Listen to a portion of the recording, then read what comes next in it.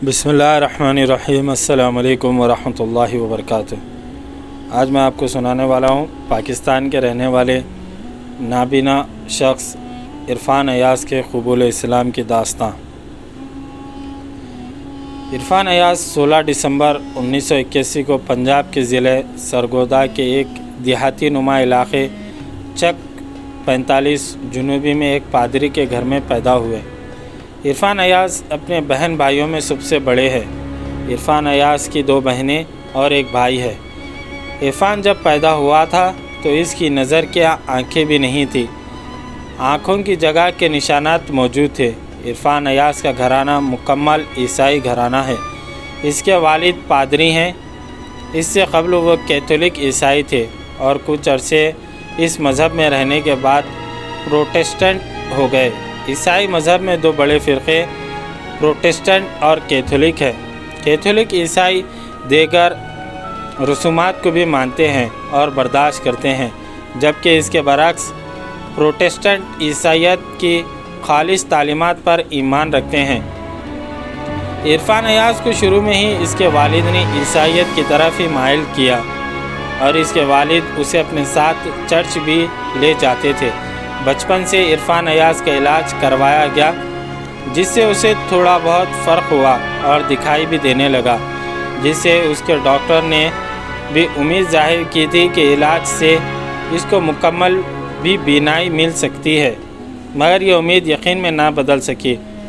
और इसकी बड़ी वजह ये हुई कि एक रोज़ Irfan Ayaz PAF Sargodha road cross कर रहा था कि मुखालिफ सिमत से आने वाली एम्बुलेंस से टकराने की वजह से इसके सर में शदीद चोट आई और नतीजे में इरफ़ान 10 घंटे तक बेहोश रहा और होश आने पर पहली वाली लो यानी आँखों की रोशनी भी ख़त्म हो गई। इरफ़ान अयाज़ का तालीमी सफ़र 9 साल की उम्र में शुरू हुआ और तालीम के हुसूल के लिए इरफ़ान अयाज़ को नाबीनाओं के स्पेशल स्कूल में दाखिल करवा दिया गया। इरफ़ान को मारिफत के लिए जिस स्कूल में ले जाया गया, इसमें ज़ेर तालीम तमाम बच्चे मुसलमान थे और स्कूल भी मुसलमानों का ही था। इस नाबीनाओं के स्कूल में निसाब में इस्लामियात और हिफ्ज़ कुरान करीम भी शामिल था। इसलिए स्कूल इंतज़ामिया ने इरफ़ान अयाज़ के वालिद से पूछा था कि इरफ़ान को कुरान करीम की तालीम दीनी है कि नहीं। इस पर इरफ़ान के वालिद ने कहा था कि आप दीगर मुसलमान बच्चों की तरह ही इरफ़ान के साथ सलूक करें और वही तालीम उसे भी दें। दौरान तालीम इरफ़ान ने इस्लाम से मुतालिक तालीमात में ज़्यादा दिलचस्पी लेनी शुरू कर दी। स्कूल में एक तरफ इरफ़ान को अपने तालिब इल्म साथियों के ईसाईयत के मुतालिक बातों का सामना और दूसरी तरफ ख़ानदान के अफराद का तमस्कुर भी मिलता था। ऐसे वक्त में इरफ़ान अयाज़ की ज़िंदगी मुश्किलात से दोचार थी। इसके वालिद इरफ़ान के बैग में तौरात डाल देते थे और नाबीना इरफ़ान स्कूल में इस पर भी शर्मिंदगी महसूस करता था और असातिज़ा के सामने उसे अपनी गलती तस्लीम कर लेता था। नाबीनाओं के स्कूल में बच्चों को तालीम देने के लिए ब्रेल होता है। ब्रेल एक ऐसा सिस्टम है जिसके तहत बसारत से महरूम अफराद के लिए किताबें उभरे हुए हुर्फ़ों में तहरीर होती हैं और बसारत से महरूम लोग अपनी उंगलियों की मदद से इन किताबों को पढ़ते हैं। इरफ़ान अयाज़ स्कूल में अपनी काबिलियत की वजह से हमेशा मुमताज़ आता था। इसने न सिर्फ हमेशा हर काम में तेज़ी दिखाई, बल्कि कम वक्त में कुरान पाक का एक सिपारा भी हिफ्ज़ कर लिया और गैर मुस्लिम घराना होने की वजह से भी इरफ़ान को शुरू में घर से किसी किस्म की बात का सामना नहीं करना पड़ा। इरफ़ान के वालिद ने उसी स्कूल में मुलाजिमत इख्तियार कर ली और साथ साथ ब्रेल भी सीख ली और घर में उसे ब्रेल पर पढ़ाते और सिखाते थे, जिसकी वजह से इरफ़ान दीगर बच्चों की निस्बत ज़हनी तौर पर तेज़ और फ़तीन होने की वजह से अपना सफ़र और निसाब बहुत जल्द मुकम्मल कर रहा था। इरफ़ान ने जब कुरान करीम का एक सिपारा हिफ्ज़ कर लिया तो घर वाले मजाक उससे कुरान करीम की सूरतें सुनते और इसका मजाक उड़ाते, जिससे इसके दिल में कुरान की अज़मत मज़ीद घर कर गई। मगर घर वालों ने कभी इसमें रुकावट नहीं डाली جیسے جیسے وقت گزرتا گیا عرفان ایاز کا میلان اسلام کی طرف بڑھتا چلا گیا۔ عرفان کو اس وقت اسلام کی بنیادی باتوں کی سمجھ نہیں تھی کہ اسلام کیا چیز ہے، مگر اسے اسلام سے خاص لگاؤ تھا۔ اسکول میں مسلمان بچوں کو نماز پڑھتے پا کر عرفان کے دل میں بھی امید بھر آئی تھی کہ وہ بھی نماز پڑھے، اور ایک دن اس نے اسکول میں مسلمان لڑکوں کے ساتھ نماز پڑھی تو اسکول میں موجود ایک عیسائی استاد نے عرفان کے والد کو شکایت کر دی۔ گھر میں والد نے عرفان کی بہت پٹائی کی، جس کے خوف سے عرفان نے نماز ترک کر دی۔ یہی وہ وقت تھا جب عرفان کے دل میں شوق اسلام روز بروز بڑھ رہا تھا، اور والد کے ذہن میں اب عرفان باز آ چکا تھا، اور عرفان نے بیرل میں رکھا ہوا قرآن پاک کا ترجمہ مکمل کر لیا۔ عرفان کی اسلام سے محبت کی یہ دلیل ہے کہ اس نے میٹرک کے امتحان میں سب سے زیادہ نمبر حاصل کیے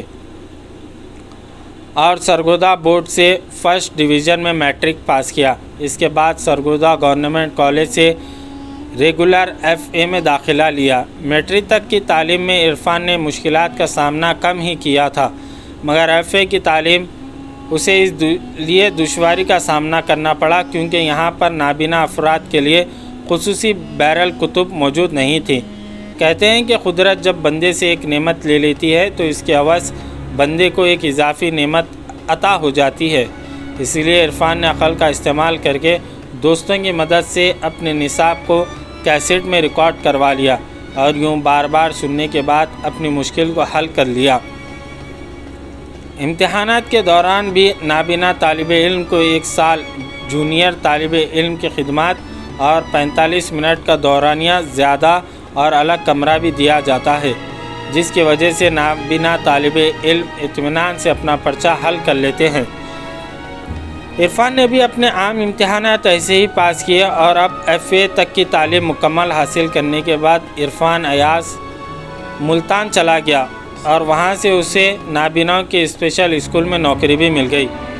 چوک کمہار والا کے اس اسپیشل اسکول میں عرفان ایاز اس لیے بھی خوش تھا کہ اسے یہاں مذہبی آزادی حاصل تھی، اور اب اس کے گھر اس کی نمازوں کی شکایت کرنے والا کوئی نہیں تھا، اور نہ ہی اس کے ماضی کا علم کسی کو تھا۔ ملتان کے اسی اسکول میں عرفان نے ذہنی طور پر مکمل اسلام قبول کر لیا تھا، مگر اب تک گھر والوں کو اس کا علم نہ تھا۔ گھر والوں کی لا علمی کو خود عرفان نے لاہور میں نابینا افراد کے سینٹر بلا کر بتا دیا۔ والد نے اس کے اسلام قبول کی کہانی کو تحمل سے تو سن لیا، مگر برداشت نہیں کر پائے۔ اس بات نے عرفان کو اپنے گھر اور تمام خاندان سے جدا کر دیا، اور رشتہ داروں سے دھمکیاں بھی دلوائیں اور دھوکے سے گھر بھی بلوانے کی بھرپور کوشش کی، مگر عرفان ایاز نے گھر جانے سے صاف انکار کر دیا، اور جب رشتہ داروں کی طرف سے خطرات بڑھ گئے تو عرفان ایاز کی زندگی کا مشکل ترین مرحلہ آ چکا تھا۔ اسلام لانے کی خبر عیسائی برادری میں پھیلتی گئی۔ عرفان کے والد نے اسے صاف لفظوں میں کہہ دیا تھا کہ داڑھی منڈوا کر واپس اپنے مذہب پر آ جاؤ، ورنہ میرے دروازے تمہارے لیے بند ہو چکے ہیں۔ ایسے وقت میں پورے علاقے میں کوئی بھی عرفان کے ساتھ موجود نہیں تھا۔ بہنیں، ماں اور بھائی نے بھی ہاتھ کھڑے کر لیے تھے۔ عرفان ایاز نے پوری رات اکیلے گھر کے صحن میں بیٹھ کر بھوک کی حالت میں گزاری، اور صبح گھر والوں کو صاف انکار کر دیا اور گھر سے نکل کھڑا ہوا۔ عرفان نے لاہور میں 2 دن ہی گزارے تھے کہ خاندان کے کل کے دوست آج کے دشمن بن کر اس کو ڈرا دھمکا رہے تھے، اور ایسے حالات سے بے بس ہو کر عرفان ایاز نے ایک مسلمان دوست سے کرایہ لے کر لاہور سے کراچی کی طرف سفر شروع کر دیا۔ انجان منزل کی طرف سفر اور اپنوں کے دیے دکھ اٹھائے عرفان ایاز کراچی آ گیا، اور کراچی میں اس کی ملاقات مذہبی جماعت کے رہنما ڈاکٹر شبیر سے ہوئی۔ جب عرفان ایاز نے اپنی آپ بیتی ان کو سنائی تو انہوں نے ان کی تعلیمی قابلیت دیکھتے ہوئے سب سے پہلے نیشنل بک فاؤنڈیشن سے رجوع کیا، اور عرفان ایاز کو اپنے ہی ادارے میں نوکری بھی دے دی۔ نیشنل بک فاؤنڈیشن بینائی سے محروم افراد کے لیے اسپیشل بیرل کتب شائع کرتا ہے۔ یوں نیشنل بک فاؤنڈیشن میں نوکری کے دوران ایک پادری کے بیٹے نے آج قرآن کریم کی بیرل میں پروف ریڈنگ کر کے یہ ثابت کر دیا کہ نابینا ہونا کسی رکاوٹ کا نام نہیں، بلکہ رکاوٹ اور مایوسی خود انسان کی ذاتی اختراع ہو سکتی ہے۔ غیر مسلم سے مسلم ہونا اور پھر تعلیم کے زیور سے آراستہ ہو کر خدمت دین کرنا سب ممکن ہے، مگر اس میں جستجو اور خدائے بزرگ و برتر سے دعاؤں کی آمیزش کا عمل بھی ضروری ہے۔ عرفان کو نوکری تو مل گئی تھی، مگر اس کے لیے رہائش بھی کسی آزمائش سے کم نہ تھی۔ عرفان کو یونیورسٹی روڈ پر واقع پرانی سبزی منڈی میں ایک ایسا کمرہ کرائے پر ملا جس میں بینا آدمی کا رہنا بھی خاصا مشکل تھا، مگر عرفان ایاز نے اس مکان میں بھی زندگی کو مزید مصروف کرنے اور مشکلات سے نجات کے لیے خرب و جوار کے بچوں کو جزوی وقت پڑھانا بھی شروع کر دیا۔ 2 سال عرفان نے اسی طرح گزار دیے اور 2005 کے آخر میں عرفان نے شادی کے لیے اپنے دوست ڈاکٹر شبیر سے بات کی تو انہوں نے ملتان میں اپنے ایک دوست کے گھر بات چلائی۔ ایسے وقت میں بھی عرفان ایاز کو گھر والوں کی یاد شدت سے آئی، مگر انہوں نے یہ مکمل ذمہ داری دوست کو سونپ دی اور رشتہ دینے والوں نے ڈاکٹر شبیر کی وجہ سے ہاں کر دی۔ یوں 21 مارچ 2006 میں ان کی شادی ہو گئی۔ عرفان کی اہلیہ بھی مذہبی گھرانے سے تعلق رکھتی تھی، اس لیے اس لحاظ سے عرفان ایاز اور ان کا ذہن ہم آہنگ تھا، مگر شادی کے بعد بھی کچھ وقت تک گھریلو مشکلات عرفان اور اس کی اہلیہ کے دامن گیر رہیں۔ عرفان کی اہلیہ نے اپنے والدین کے گھر میں بھی کبھی تعلیم کے علاوہ کوئی گھریلو کام نہیں کیا تھا، جس کی وجہ سے انہیں اب نئے گھر میں کافی مشکلات کا سامنا کرنا پڑ رہا تھا۔ نئے گھر میں دونوں ہی بصارت سے محروم افراد کے لیے شروع میں کافی مشکلات تھیں، مگر عرفان کی اہلیہ نے بڑی سرعت سے گھر کے کام اور کھانا بنانا سیکھ لیا تھا۔ دیگر گھرانوں کی طرح اس گھر میں بھی عرفان اور ان کے اہلیہ کی نوک جھونک معمولی سی ہو جاتی۔ اس کی وجہ عرفان ایاز کے کپڑے تھے۔ بصارت سے محروم اہلیہ ایک کپڑوں کے جوڑے، شلوار اور قمیص کے باہمی ربط میں تمیز بھول جاتی تھی، اور اس کی وجہ سے ایک دفعہ عرفان قمیص اور شلوار الگ الگ پہن کر دفتر چلے گئے، اور دفتر کے دوستوں نے بتایا کہ اس وقت عرفان نے زندگی میں پہلی بار اپنی بے بسی پر اپنے رب سے فریاد کی۔ ایسے ہی باتوں پر عرفان ایاز اور ان کے اہلیہ کے مابین ہلکی پھلکی بحث ہو جاتی تھی، مگر عرفان کی اہلیہ خود ہی عرفان کو منا لیتی، کیونکہ دونوں کے سسرال بہت دور تھے۔ وہ دیگر عام خواتین کی طرح نئے ڈیزائن کے پہناوے پہننے کی قائل ہیں، اور باقاعدہ عرفان کے دوست کی اہلیہ کے ساتھ جا کر اپنے لیے خود شاپنگ بھی کرتی ہیں۔ عرفان کی اہلیہ بھی پورا دن گھر کے کام کاج کرتی، اور عرفان ایاز کے دفتر سے آنے کے بعد بصارت سے محروم دونوں میاں بیوی لوڈو بھی کھیلتے تھے، اور عرفان ایاز کو ادبی اور علمی کتابوں کے ذوق اور مطالعہ اس قدر ہے کہ وہ روزانہ ان کا مطالعہ سماعت ضرور کرتا ہے، اور یہی شوق سب ان کی اہلیہ کو بھی ہو گیا۔ عرفان ایاز کی اہلیہ جب بھی اپنے میکے ملتان جاتی تو اسے اور عرفان کو بہت داد ملتی، اور وہ سب عرفان کی اہلیہ اور اس کے کپڑوں اور دیگر اشیاء کو دیکھ کر بہت حیران اور خوش ہوتے ہیں کہ عرفان نے ان کی بیٹی کو بہت خوش رکھا ہوا ہے۔ عرفان کی طرح اس کی اہلیہ نے بھی مشکلات کا بہت سامنا کیا۔ عرفان کی اہلیہ ان کے دفتر چلے جانے کے بعد گھر میں اکیلے ہی ہوتی تھیں۔ عرفان ایاز کا اپنی اہلیہ پر بہت اعتماد ہے، اور معمولی باتوں کے بعد بھی ان کی آپس میں مثالی محبت کا رشتہ اس حد تک مضبوط ہے کہ اس نے عرفان کو دوسری شادی کی بھی اجازت دے دی، جبکہ اس پر ان کے خاندان والوں نے خوب احتجاج کیا تھا، مگر اس نے عرفان کا ساتھ دیا اور عرفان کے ایک دوست کے گھر سے 1 مئی 2011 کو دوسری شادی کروا دی۔ عرفان کی دوسری شادی میں بھی ان کے کوئی رشتہ دار شریک نہیں ہوئے۔ عرفان کی دوسری شادی میمن برادری سے ہوئی۔ میمن سسرال کی طرف سے بھی عرفان ایاز کو بہت عزت دی گئی۔ عرفان کی دوسری اہلیہ نے بھی BA تک تعلیم حاصل کی ہوئی ہے۔ دوسری اہلیہ کے گھر والے بھی خدشات کا شکار تھے کہ عرفان کا برتاؤ ان کی بیٹی سے کیسا ہوگا، مگر عرفان ایاز نے دوسری شادی کے بعد ان کے خدشات کو بھی دور کر دیا۔ عرفان کو دوسری اہلیہ کی تیار کی گئی کھوسا ڈش بہت پسند ہے، اور پہلی بیوی کے ہاتھوں کے بنائے ہوئے جھینگے بھی وہ شوق سے کھاتے ہیں، جبکہ اس سے پہلے انہوں نے کبھی جھینگے نہیں کھائے۔ نہ ہی عرفان کو پسند تھی۔ عرفان کی دوسری اہلیہ بھی شوق سے کپڑے بنواتی ہیں اور نئے ڈیزائن بھی عام خواتین کی طرح ہی پسند کرتی ہیں۔ عرفان ایاز اپنی دونوں بیویوں کو ان کی پسند کے کپڑے وغیرہ دلاتے ہیں۔ عرفان کی دوسری بیوی کو بھی مہندی کا خاص شوق ہے۔ عرفان ایاز کی دونوں بیویاں اپنے گھر میں عام خواتین کی طرح زندگی گزارتی ہیں۔ انہیں اب یہ خیال بھی نہیں آتا کہ ان کی نظریں نہیں ہیں۔ ان تینوں افراد کی قوت بصارت سے محروم ہونے کے باوجود گھر میں کسی بھی چیز کو ایک جگہ رکھنے کے بعد اسی جگہ سے اٹھاتے ہیں۔ ایک گھر میں 2 سوکنے ہونے کے باوجود گھر میں کبھی لڑائی نہیں ہوئی۔ عرفان کی دونوں بیویاں بھی اس بات پر متفق ہیں کہ ان کے گھر میں باہمی خوشگوار ماحول میں بڑا عمل دخل ان کا آپس میں اعتماد ہے۔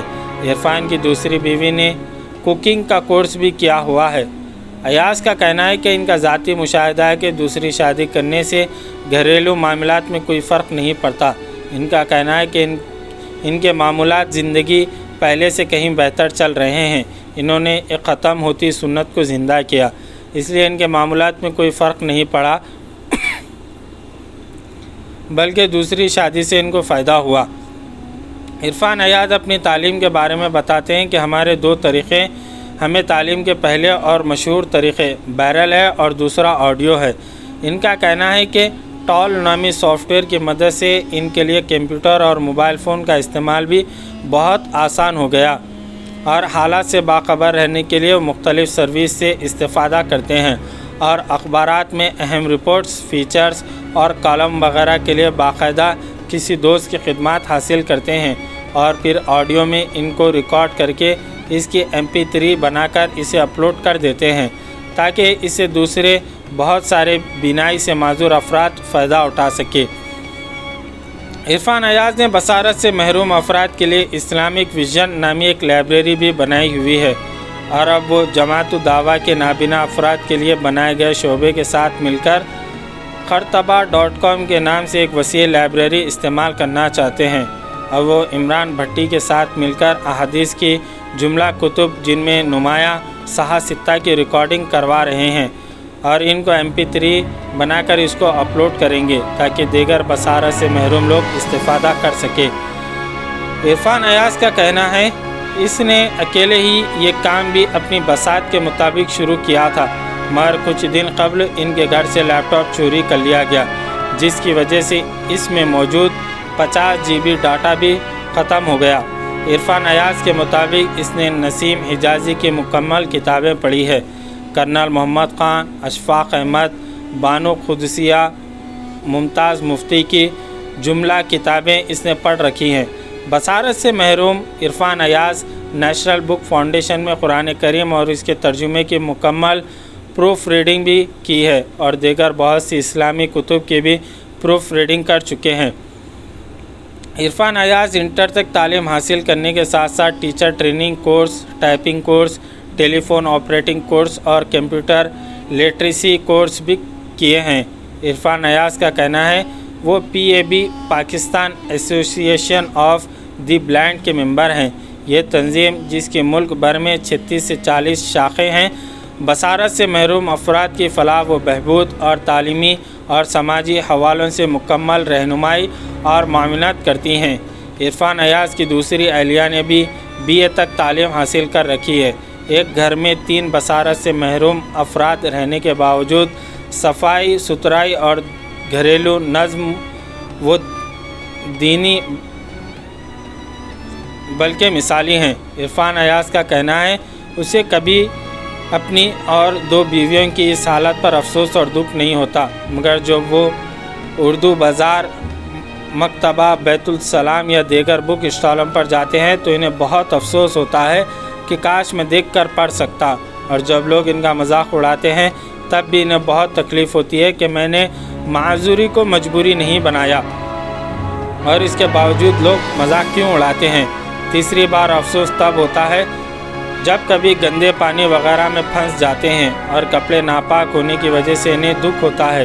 عرفان ایاز اسلام آباد سے بولتی کتابوں کی لائبریری سے فری کیسٹس منگوا کر انہیں باقاعدہ استفادہ کے بعد واپس بھیج کر دیگر کسی بھی کتاب کی کیسٹ منگوا لیتے ہیں۔ پاکستان پوسٹ बसारत से महरूम अफराद को डाक खर्च से मुश्तना रखती है। बसारत से महरूम होने के बावजूद इरफान अयाज की हालत हाजिरा के मसाइल पर भी गहरी नज़र है। वो एक सोशल वर्कर होने की हैसियत से मजहबी जमात से भी मुंसलिक हैं और कराची शहर में बसारत से महरूम अफराद सैकड़ों की तादाद में इनसे बाहम राब्ते में हैं। अपने ख़ानदान से दूर इन्होंने अपना ही एक जहां आबाद कर रखा है। इरफान अयाज इस हद तक इन अफराद से राब्ते में हैं कि इनके मोबाइल पर भेजा जाने वाले टेक्स्ट मैसेज पढ़ने के बाद इसका जवाब भी मैसेज रोमन उर्दू में देते हैं। इरफान अयाज के पास और इनके घर में बैठकर इनके घर का माहौल, सफाई, सलीक़ामंदी से अंदाज़ा लगाना मुश्किल हो जाता है कि इस घर में 3 अफराद रहते हैं और तीनों बसारत से महरूम हैं। अल्लाह जिसे चाहे रोशनी दिखाए। जज़ाकल्लाहु खैर।